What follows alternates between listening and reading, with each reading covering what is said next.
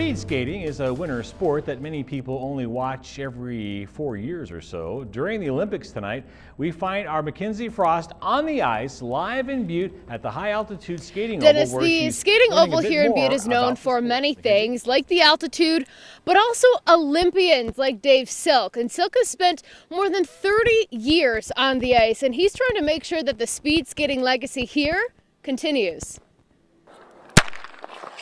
Just going to the rink was part of what you did as a kid.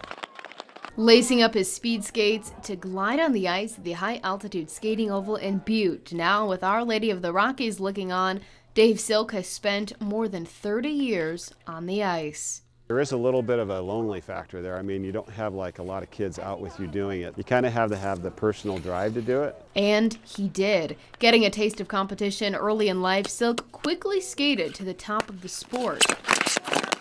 I started doing national meets, started placing in national meets, and then I started racing the Olympic style, and then made the junior world team, and then made the Olympic team. So it was just a progression of things. A humble description for a two-time Olympian.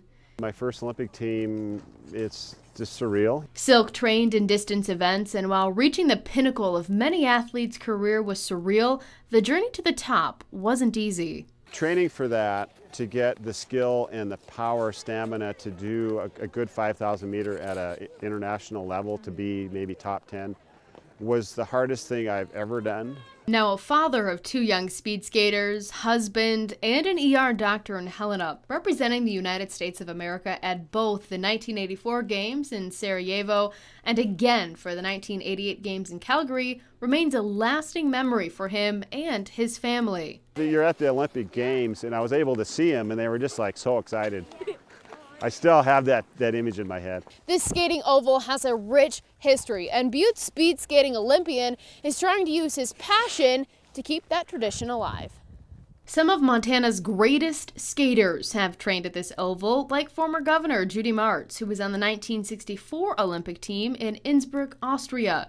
But those days have faded. Outdoor long track skating is not a sport that's thriving. It never really has. It's kind of an obscure sport. Locally, it's sort of gone down in the last 10 years or so. As the president of the Oval, Silk is using his expert knowledge to teach not just his own kids, Will and Autumn, but also others. The goal now, really, for me is just to get kids on speed skates out here skating around. Sixth grader Will finding himself atop international podiums and has lofty goals that mirror his dad.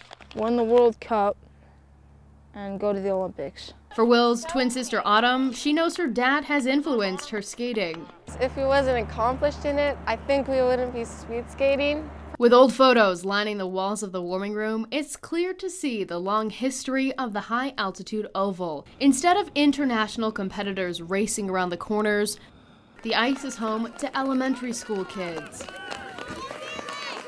getting a taste of life on the ice that could turn into something remarkable. We can make new history too. Now there is open skating that's offered here at the Oval throughout the weekend. Anyone is encouraged to try on some speed skates or even bring your figure skates or hockey skates. Any skating is welcome. We'll put that information on our website. Head to ktvh.com to find that. Mackenzie Frost, MTN News, live in Butte. And Mackenzie says she's cold. Is she going to warm up anytime soon? Probably not unless she goes inside.